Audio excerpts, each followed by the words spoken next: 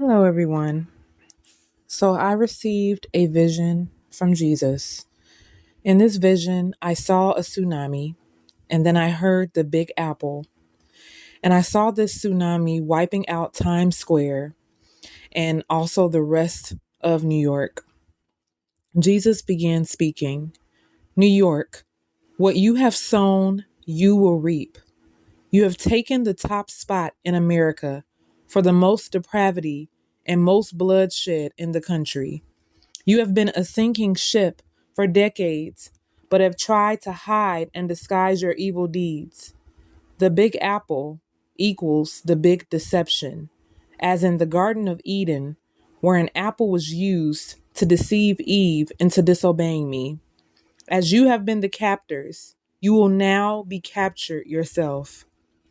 I have warned you so many times that your deeds will catch up with you, and now they have. The plan that was just put into place, that has yet to become public, was the last straw. Your time of reaping has come.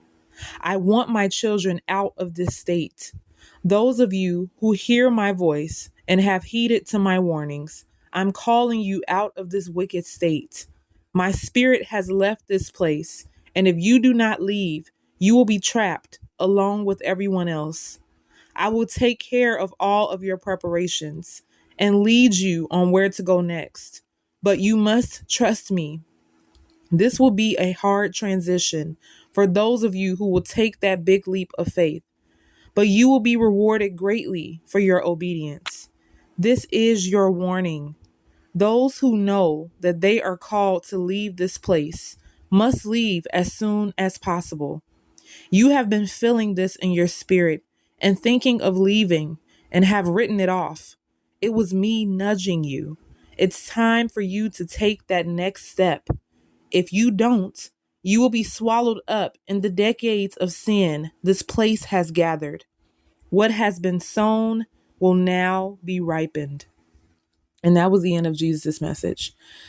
So this was a doozy, guys. This was pretty unsettling. I mean, extremely unsettling. I won't even sugarcoat it. Jesus was very direct with this vision and this word. It wasn't any confusion about what he was saying. It was pretty direct. And I know this comes as a shock to those of you who may live in New York, but I do believe this word from Jesus that he's spoken to a lot of you about leaving. Now, I understand that some of you may not be called to leave, and God may have called you to stay there.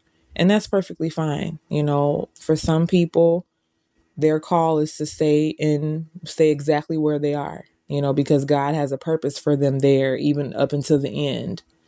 And you should definitely heed to that call. But there are definitely many of you who God is calling to leave that state, but you're not listening.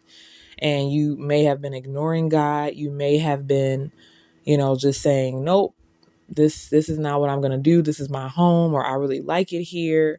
But as we can see from the urgency of this word, Jesus, knows he know who he's talking to. So if you've been feeling like the Lord has been leading you to leave New York, then it's definitely important for you to heed that warning and ask God where he wants you to go. Where is it that he wants you to be? And you want to make sure that you obey that, because if you don't, it's going to be consequences, So we want to make sure that we heed to this warning. Those of you who live in New York that know for sure that God has been calling you from this place. And I'm also feeling like not only New York will be affected by this tsunami, but I believe that other states on the upper East Coast will also be affected. So I understand that there may be some other people who don't live in New York but live nearby. You may very well be affected by this as well, and God may have been telling you to leave. And if he has, you want to heed to that warning and do as he says, because whatever it is that his plan is, you want to be on the right side of it, and you want to be obedient, because when we're obedient, we can avoid a lot of extra trouble. Now, there are things that we have to suffer.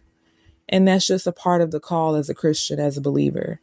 But a lot of times when we're not obedient, then we end up suffering more than what was actually intended.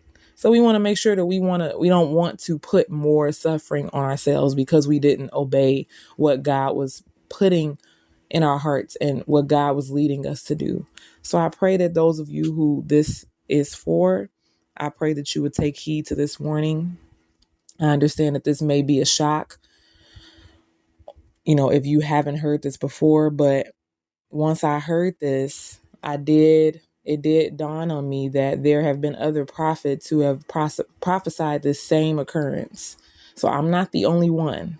There are very many other prophets that have prophesied about this same occurrence, and God has given them, a different perspective on what's going to happen. So I definitely encourage you to search, definitely ask God to lead you to other words to confirm what it is that I'm saying.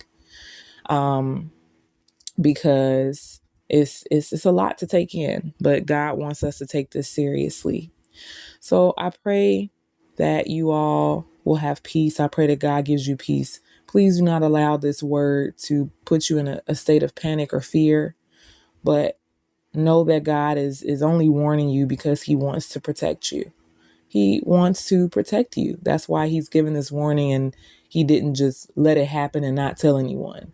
He's telling you because he wants to warn you and because he has a plan for you, and he does not want you to be swept away when this happens, whenever it happens. I don't know the timeline.